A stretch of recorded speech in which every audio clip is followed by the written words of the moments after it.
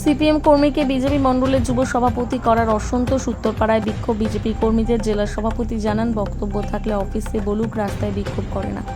উত্তরপাড়া ৩ নম্বর বন্দর ভট্টকারী এলাকায় বিজেপি যুব মোর্চার সভাপতি করা হয়েছে নান্টু দাসকে। তার বিরুদ্ধে বিক্ষোভ দেখালেন যুব মোর্চার একদল কর্মী। তারা মণ্ডল অফিসের সামনে জড়ো হয়ে বিক্ষোভ দেখাতে থাকেন। পরবর্তী সময় সেখান থেকে মিছিল করে তারা নান্টু দাসের বাড়ির সামনে গিয়ে বিক্ষোভ দেখান।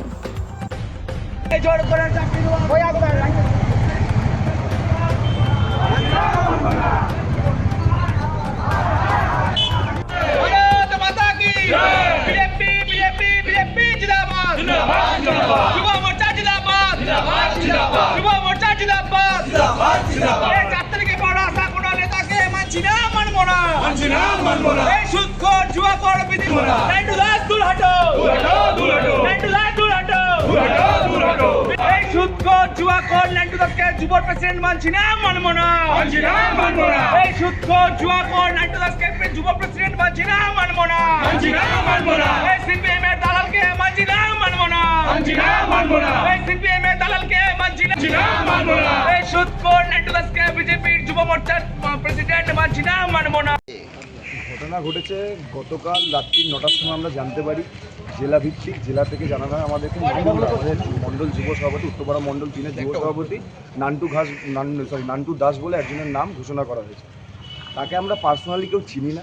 যতটুকু আমরা খবর পেয়েছি, সে থাকে 10 নম্বর ওয়ার্ডে। তো তার খবর পাওয়া, তার ব্যাকগ্রাউন্ড জানতে পারলাম, সে গত আমাদের লাস্ট যে বিধানসভা ভোট হয়েছে, সেই ভোটে 155-56 নম্বর সিপিএমের যে আপনার ইলেকশন বুথ হয়, সেই বুথে বসেছিল সিপিএমের হয়ে। তারপরও জানতে পারলাম আমাদের ভদ্রকালী এলাকায় 10 নম্বর ওয়ার্ডে একটা 7টার প্যাড চলে।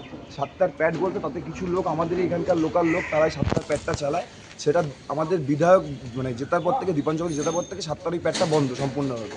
তো এখন ওরা পাড়ার থেকে ওই 7টার প্যাডের লোকরা চাইছে জেলাকে কিছু পয়সা খাইয়ে অথবা কোনো রকম সোর্স নিজেদের ক্ষমতা দেখিয়ে জোর জবরদস্তি নান্টু দাসকে বসিয়েছেন। নান্টু দাসের কোনো, আমাদের 2022-এর পৌরসভা ভোট বলুন, 2024-এর লোকসভা ভোট বলুন, 2026-এর বিধানসভা ভোট বলুন, নান্টু দাসের কোনো এখতিয়ার বা আমাদের কোনো, উনি যে কোনো কাজ করেছে বা দলের হয়ে কোনো কাজ করেছে বা আমাদের যুব মোর্চার হয়ে কোনো কাজ করেছে বা যুব মোর্চার কোনো মিটিংয়ে অ্যাটেন্ড করেছে, কোনোদিন আমরা তাকে দেখিনি। আমরা যুব মোর্চার এত ছেলে আছি আমাদের উত্তরপাড়া মণ্ডল 3-এ, কেউ কোনোদিন তাকে দেখিনি।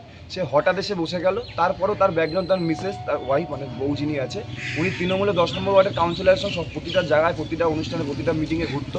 ইনক্লুডিং দিলীপ যাদবের সঙ্গে ছবি তার ফেসবুক প্রোফাইল পেজে এখনও আপলোড করা আছে, সেগুলো আমাদের কাছে স্ক্রিনশট নিয়ে আছে। তো আমরা মানবো কেন? আমরা এতদিন ধরে, দীর্ঘদিন ধরে পার্টির জন্য লড়াই করে নিজেদের জীবন বিপন্ন করে দলকে আমরা আজকে ক্ষমতায় এনেছি সাধারণ মানুষের ভালোর জন্য। এরা যদি বিগত দিনে মণ্ডল আমাদের যুব মোর্চার সভাপতি হয়ে আসে, তো কী করবে? তোলাবাজি করবে, জুয়া সাত্তার আবার ঠেক চালাবে, 7টার প্যাডটা আবার চালু করবে। আর যারা 7টার প্যাড চালু করতো তাদেরকে আমি হুঁশিয়ারি করছি, আপনারা যতই চেষ্টা করুন, আপনাদের ক্ষমতা যত দূর আছে, আপনারা যেভাবে ইচ্ছে চেষ্টা করুন, যদি আপনারা পারেন আপনারা এটা বজায় রাখুন।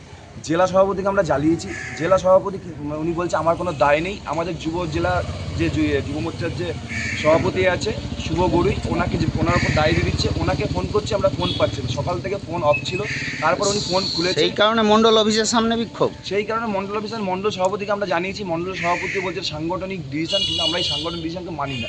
কারণ যদি পুরনো কোনো কর্মীকে, পুরনো কোনো ব্যক্তিকে যদি আমাদের যুব প্রেসিডেন্ট করতো, আমরা অবশ্যই মেনে নিতাম। যাকে করা হয়েছে সাংগঠনিক দিক দিয়ে, কোনো দিক দিয়ে তাকে আমরা কোনো দিন দলের কাজে পাইনি, দলের জন্য কিছু পাইনি, কোনো কারণে পাইনি। তার জন্য আমরা তাকে মানবো না, আগেও মানিনি, এখনও মানবো না, আগামী দিনেও মানবো না। এই প্রতিবাদ যেরকম চলছে, এই প্রতিবাদ আরও বৃহত্তর হতে চলেছে। যদি জেলা সভাপতি আপনি আপনার ডিসিশন চেঞ্জ করেন বা জেলা যুব মোর্চা সভাপতি, তাহলে আমরা আপনার কাছে কৃতজ্ঞ থাকবো। আর যদি আপনারা না মনে করেন না আমরা চেঞ্জ করবো না, আমাদের এই ডিসিশন বহাল রাখবো, তার পরবর্তী স্টেপ কীভাবে কী আন্দোলনে যাবো সেটা আমরা বুঝে নেব। আপনার নামটা? আমার নাম অক্ষয় বণিক, আমি প্রাক্তন যুব মোর্চার জিও।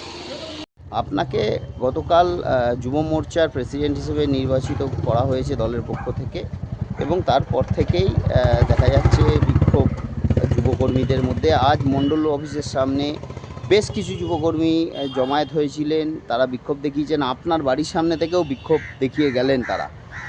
কি বলবেন? দেখুন, দল আমাকে সিলেক্ট করেছে যুব সভাপতি হিসাবে, মোর্চার যুব সভাপতি হিসাবে।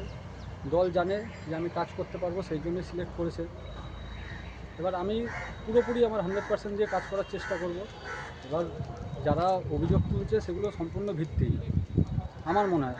কারোর সাথে হয়তো পার্সোনাল প্রবলেম থাকতেই পারে আমাকে নিয়ে, তারা তাদের মতো করছে। মারাত্মক কিছু অভিযোগ উঠছে আপনার নামে, যা আপনাদের মতো সাংগঠনিক দলে ওঠা উচিত নয়। অভিযোগ উঠছে 60টা জুয়ার সাথে আপনার যোগাযোগ রয়েছে এবং 2026-এর নির্বাচনেও আপনি সিপিআইএমের হয়ে পোলিং না, এজেন্ট হয়েছিলেন। এটা যদি কেউ প্রমাণ করে দিতে পারে যে আমি সিপিএম এর পুলিং বুথে ছিলাম, তাহলে আমি নিজে থেকে স্বেচ্ছায় ছেড়ে দেবো। কেউ যদি প্রমাণ করে দিতে পারে, কেউ সবার জন্য বলছি, সে যে কোনো পার্টিরই হোক, কেউ যদি আমাকে দেখিয়ে দিতে পারে যে আমি সিপিএমে ছিলাম, তাহলে আমি এখনই আমি ছেড়ে দেবো। এবং অভিযোগ উঠছে যে 60টা জুয়ার সঙ্গে আপনি যোগাযোগ রয়েছে। 60টা জুয়া কী ধরনের, একটু ডিটেলসে বলুন। তারা অভিযোগ করছে 60টার যে প্যাড চলে, সেই প্যাড চলার পেছনে আপনার মদত রয়েছে। আমার মদত রয়েছে এই সম্বন্ধে তো আমার নিজের ফার্স্ট টাইম শুনলাম এই কথাটা। ফার্স্ট টাইম মানে অভিযোগটা ভিত্তিহীন, পুরোপুরি ভিত্তিহীন। আপনার নামটা? নামটু দাস। আপনাদের বিক্ষোভ হচ্ছে আজকে বিক্ষোভ হয়েছে যারা দীর্ঘদিন দিয়ে দল করছে, যারা দীর্ঘদিন দিয়ে কর্মী হয়ে বিজেপির জন্য কাজ করেছে, ওদেরকে কিছু দালালরা আমাদের বিজেপিতে এসে 4 তারিখের পর দালালি করে আমাদেরকে সরানোর চেষ্টা করেছে।